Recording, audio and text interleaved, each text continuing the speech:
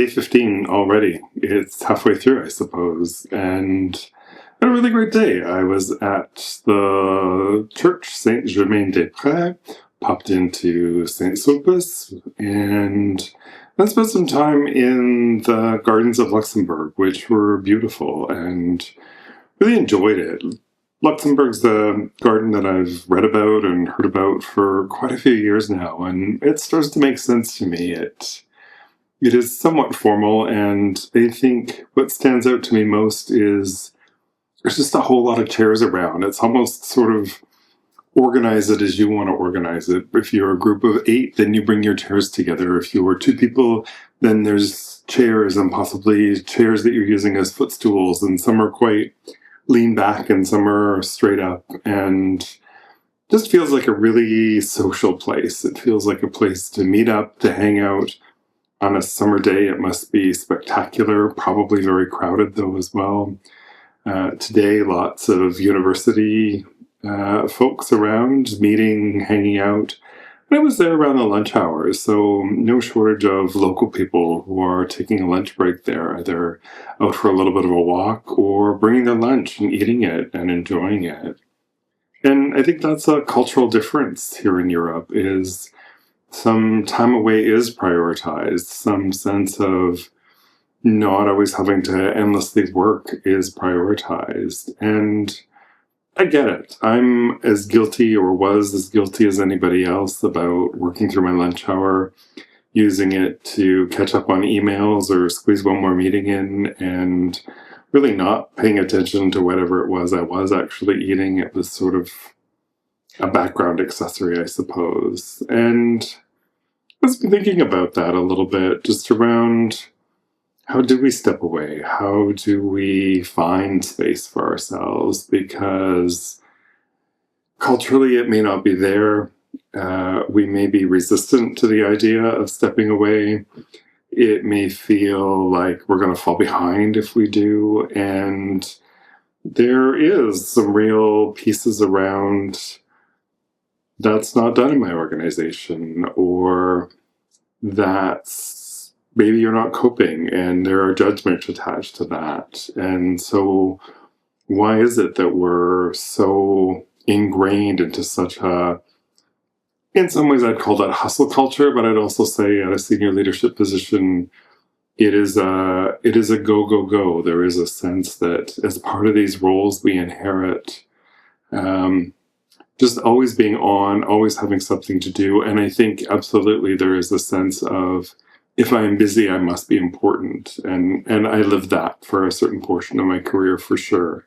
And I think what I realized towards the end was, if I didn't go to some of those meetings, it really didn't matter that much. They were not that particularly life-changing anyway, or I could get the minutes and understand that not a lot happened, or they managed to carry on without my brilliant insights, go figure. And so I think there's lots of negotiation and renegotiation that could happen if we're willing. And I absolutely get these feel like hard things to do, things to step out of those routines, things to kind of let go a little bit of what that work persona is. I think of Paris, and I think of so much classic architecture that is inspired by the Greeks, lots of columns and many of the great bridges here. And if you think about the architectural elements of that,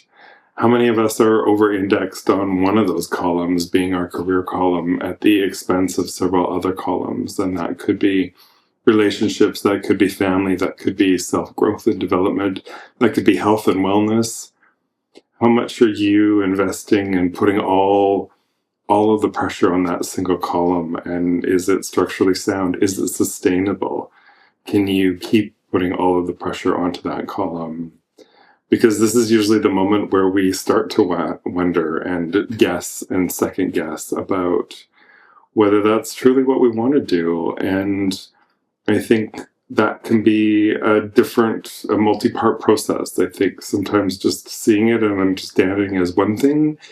And then I think making decisions on what you want to do next can feel equally daunting, because shifting away and towards something else is difficult, is challenging. It's not an easy pivot always. As I say, we may wonder what others think of us. We may wonder if we'll be perceived somehow as weaker or less than, or no longer in the same cutthroat competition as our colleagues. People may see us as a soft, or as new agey, or as a little bit hippie-ish, tapping out, not serious about our careers. And that can be a lot to overcome. That can be a lot of messages heard through our career, the messages that exist implicitly within a culture that aren't expressed, the sense of inheriting who you are supposed to be as a leader, what people expect of you as a leader in an organization, how you are supposed to act in an organization. And sometimes it can be feeling like needing to justify a salary, that if you are making the money at the top of the pyramid, so to speak, of the org chart, then you better be adding value every moment of the day, and you better be outworking everybody else and just showing that you value being in that position, that you are committed to being in that position, that you are committed to growing your career further. And what we seem to have a societal barrier against is the idea that actually stepping away might actually bring us back stronger. Stepping away may give us the space to come back with more patience, to come back with different ideas, to come back as a better version of ourselves that we can contribute to the organization. The other thing that really shows up here in Paris is going out feels like a real event here. I really see how social it is. And if you've been to Europe, you've probably had the experience of walking into a restaurant and perhaps being told that they are fully booked, that there are no tables for you, even though you look across the restaurant and maybe 1 or 2 of 30 tables are occupied. And that's because in many European places, they don't turn over their tables. That is your table for the night, and no one's going to bring you a bill until you ask for it. And people really use that time to go out to relax, to be social. And it's about the food in one way, but far less about the food. And it is not expected to be a rushed process. Going out for dinner in Europe is often a 2 or 3 hour affair of having some appetizers and chatting for a while and deciding another hour later that maybe you will have these mains, and then really chatting and enjoying your mains, and then maybe another hour or 2 goes by and now you're ready for cheese or dessert, and another hour goes by and you're ready for a coffee. People really use this time to connect, and there is a sense of deeper, more honest conversations that happen at the dinner table here. I don't doubt that it does exist in some places, but I don't feel like I see 2 people out for dinner both sitting on their phones. I think going out is a little bit more expensive here and has a little bit more commitment, perhaps. Always varies by the restaurant, but it's perceived as a special time. And I also wonder how good we are at taking care of our social selves and just modern society. And again, as we get into our 40s and 50s, friendships can wane over time because we get busy with family and jobs and relationships, and we somehow kind of have them fade from memory a little bit. It gets much, much harder to make new friends, in a sense, especially if we're in the same job, doing the same things, and not even really meeting new people. And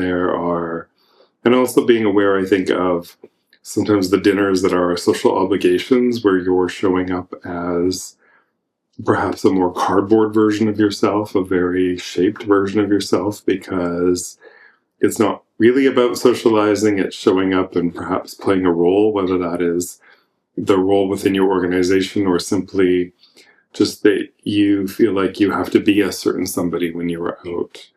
And I get a sense here that there are just deeper conversations that happen at the dinner table when you're out for dinner. And people here are making the time. People here are having those social connections. People here are spending the time to nurture their friendships. And I think it is doubly important in a large, anonymous city like Paris, where it can feel lonely despite being surrounded by millions of people. I think some of that familiarity that we want, some of that space that we want is really to be with people where we can relax, where we can be ourselves, where we can really be quite social. And I think we're starved for that in our North American culture more so. I think we can really get into that routine. And again, when we have these large houses, very comfortable to come home. There is room for the whole family to spread out, to have their own room each. Everybody can be watching TV in a different room on different devices. And there's something good in that, but there's also something potentially lost in that. I think we are hungry for genuine connection. We are hungry for the ability to be ourselves, to talk about what's actually on our mind, to share our doubts, our fears, our insecurities, and have a safe place to do that. And again, I think that can become doubly hard in an executive role because that's not going to happen with those that report to you, probably. That's not the group that we're going to disclose our insecurities to or vent to. We have professional responsibilities to show up as a leader to them.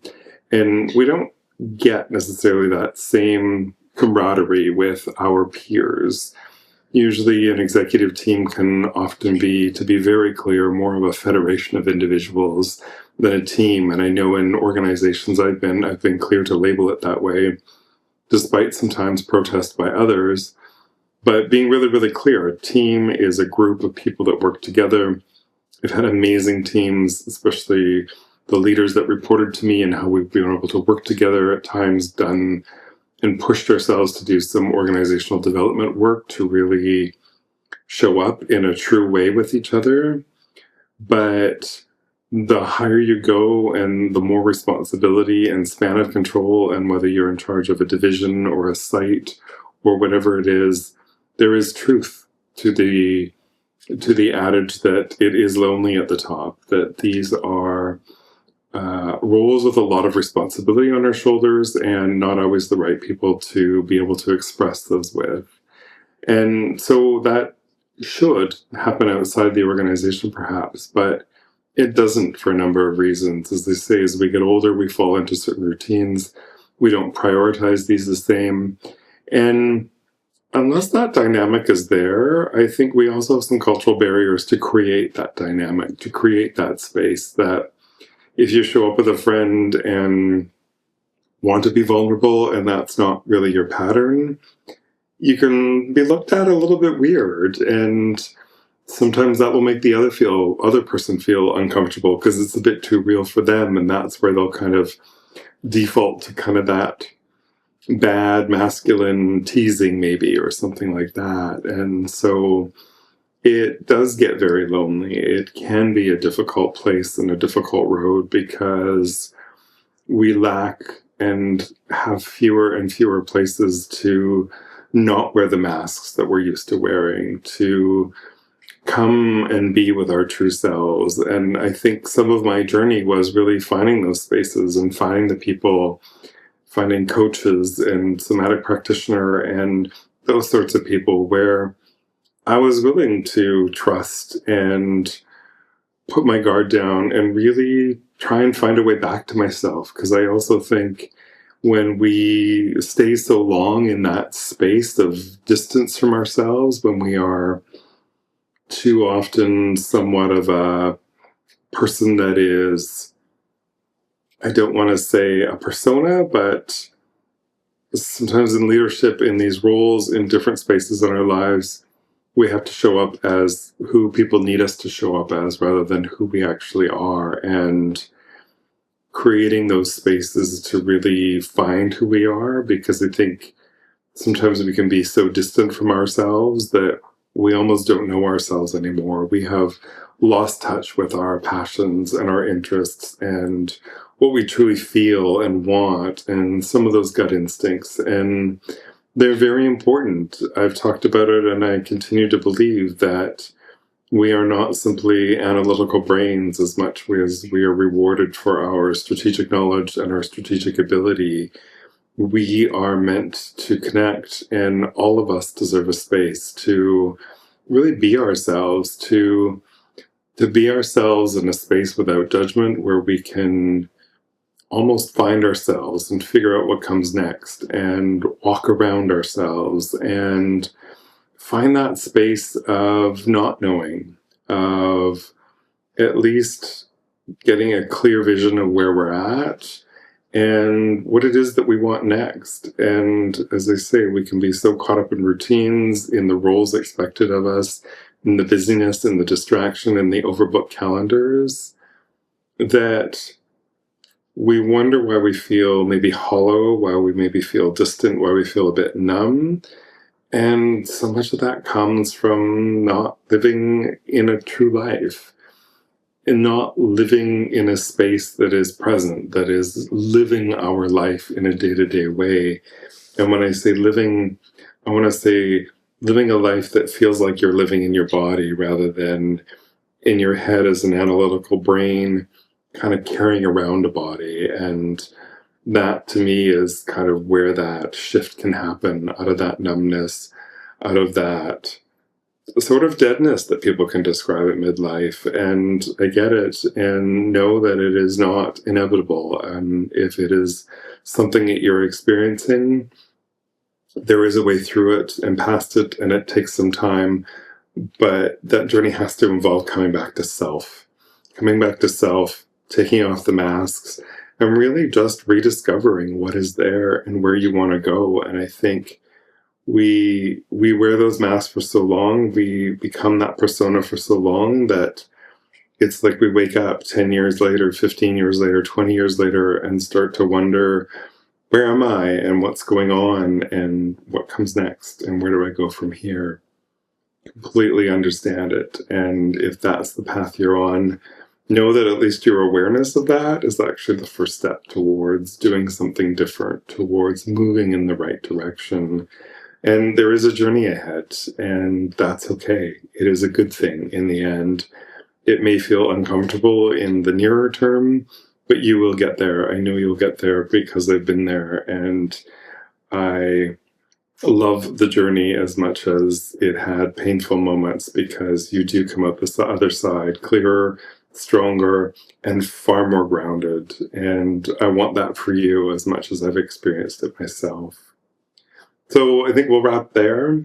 As I say, day 15, kind of halfway through already, shocking, but ups and downs and feeling settled. I'm feeling like I'm grounded into my life. As I say, that is my wish for you. I'll let you contemplate and give that some space to roll around in your head and perhaps start the journey that's now going to be an important one for you. Thank you for watching, and I'll see you next time.